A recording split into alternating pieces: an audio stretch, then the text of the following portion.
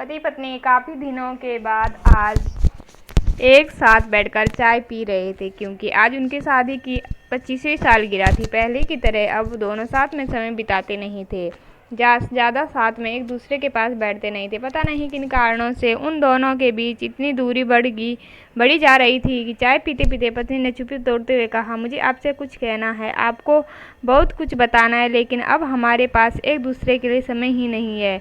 मैंने इस बारे में बहुत सोचा और मैंने इस सिचुएशन से निपटने का एक उपाय निकाला। अगर आप राजी हो तो बताती हूँ। पति ने सिर हिलाकर हामी भरी। पत्नी ने टेबल के ड्रॉर से 2 डायरी निकाली और बोली, मैं यह डायरी लेकर आई हूँ, एक आपके लिए और एक मेरे लिए। आज के बाद हम दोनों को एक दूसरे से जो भी शिकायतें होगी वह हम अपनी डायरी में लिख कर रखेंगे। 1 साल बाद जब हमारी 26वीं एनिवर्सरी आएगी तब हम उसे खोलकर पढ़ेंगे। तब हम एक दूसरे की उन चीज़ों या आदतों के बारे में पता चलेगा जो हमें पसंद है और हम उन्हें सुधार पाएँ या कोई और उपाय कर पाएँ। पति को भी पत्नी की आइडिया पसंद आया और दोनों उसी दिन से डायरी में लिखना शुरू हो गया। देखते 1 वर्ष बीत गया और 26वीं एनिवर्सरी का दिन आ गया। पति पत्नी दोनों ही डाइनिंग टेबल पर बैठकर चाय पी रहे थे और पास में दोनों ही अपनी डायरी रखी हुई थी, जो उन्होंने एक दूसरे के साथ बदल दी।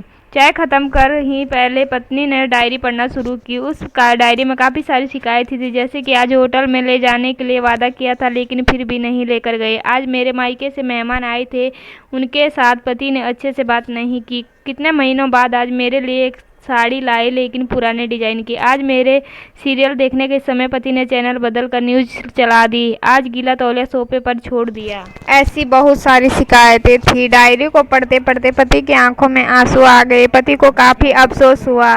वो अपनी पत्नी से बोला, मुझे इन गलतियों के बारे में एहसास ही नहीं था, लेकिन अब मैं तुमसे वादा करता हूँ कि ऐसी गलतियाँ मैं अब फिर से नहीं दोहराऊँगा। अब पत्नी ने पति की डायरी खोली। पत्नी ने डायरी के कई सारे पन्ने पलटे, लेकिन वह पूरी तरह से खाली थी। कहीं पर भी एक शब्द भी नहीं लिखा था।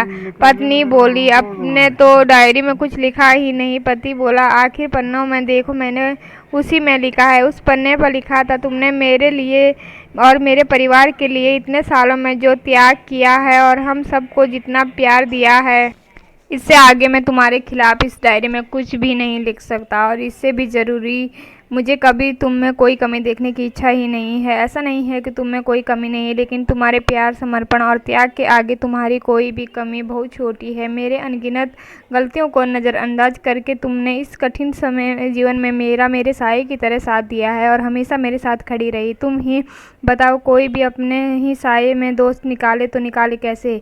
पत्नी की आंखें नम थी। पत्नी ने पति के हाथ में अपनी शिकायतों की डायरी ले ली और उसे जला दिया। पति पत्नी का रिश्ता एक दूसरे पर विश्वास पर टिका होता है और उसी से यह मजबूत होता है।